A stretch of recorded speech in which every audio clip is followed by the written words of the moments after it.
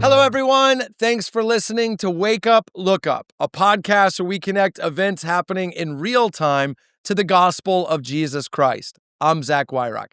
And in today's episode, we're asking the question, whose morality will kids learn? And this is prompted by an article I read recently that was looking at what's happening in the state of Texas, where some elected officials are seeking to get the 10 Commandments in every public school classroom, and they're meeting opposition, familiar opposition, from those who say that religion has no place in the school system.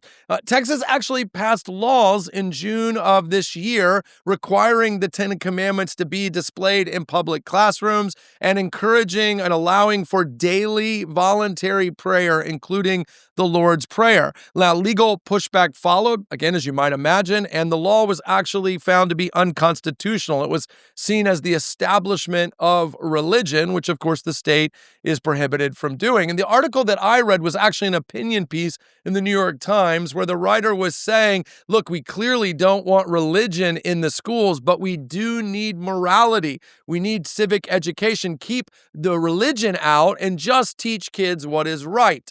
And I have to tell you, as you probably know by now, I find this whole conversation incredibly frustrating for two reasons. The first is that the Constitution bans the establishment of religion, not the influence of religion. One of the ways you know that is that the Constitution itself is influenced by religion. There are a number of concepts in the Constitution, in other governing documents of the United States that are informed by a Judeo-Christian worldview. And I know it's popular these days in secular thinkers to think that somehow they stumbled into the concept of equality or stumbled into the concept of freedom or a freedom of conscience on their own. Like they were just wandering in the wilderness of ideas, and somehow Western thinkers thought, it would be good if everybody was equal. But of course, that's not what happened. Equality, freedom of conscience, freedom of ideas, those are Christian concepts rooted in the idea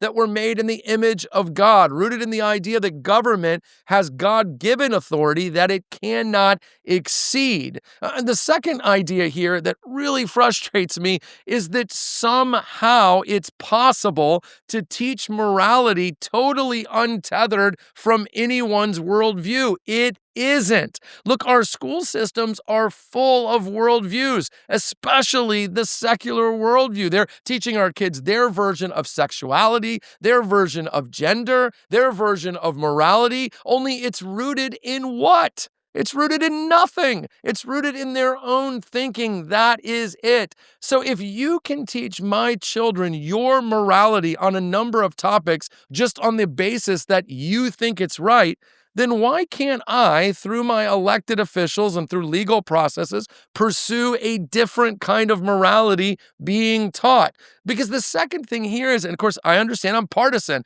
morality needs a transcendent source. If you're going to go around saying things, for example, like people are equal, equality matters, on what basis do you make that claim? Some people are stronger. Some people are faster. Some people are smarter. Some people are better looking. How are they equal? On what basis?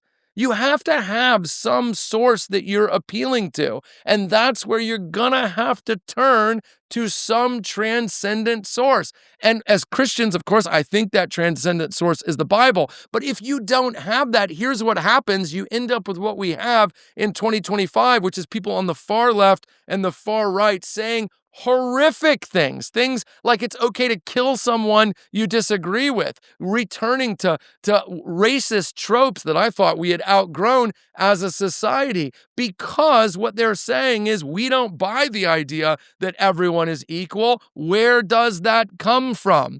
And a morality untethered from anything transcendent will always lead here. That's why when you look at countries that have gone with socialist regimes that have caused incredible amount of murder and violence, what's at their core? There is no God. There is no transcendent morality. So the strong simply eat the weak. Without transcendent morality, we always go there. Read a history book.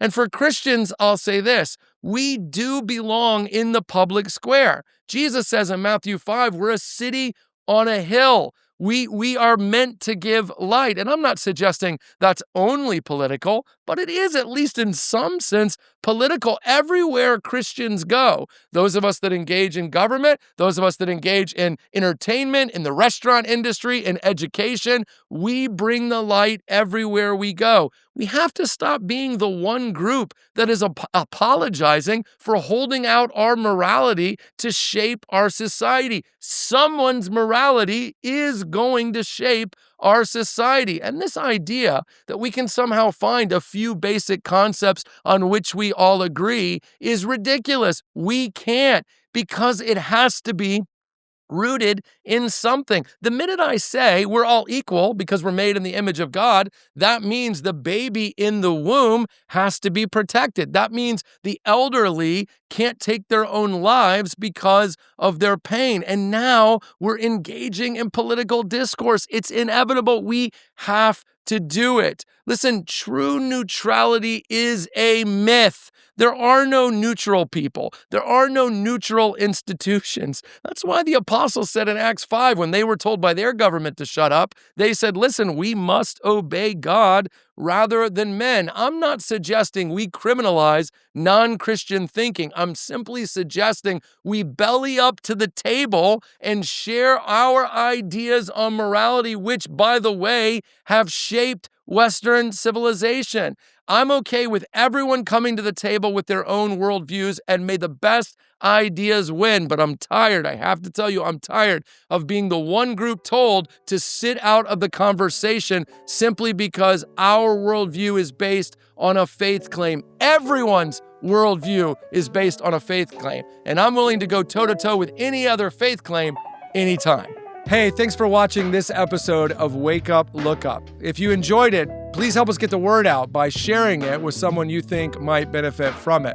And while you're here, make sure to subscribe to our YouTube channel to get further content, or even download the CCC app, where you'll find even more resources to help you grow in your faith and relationship with Jesus Christ.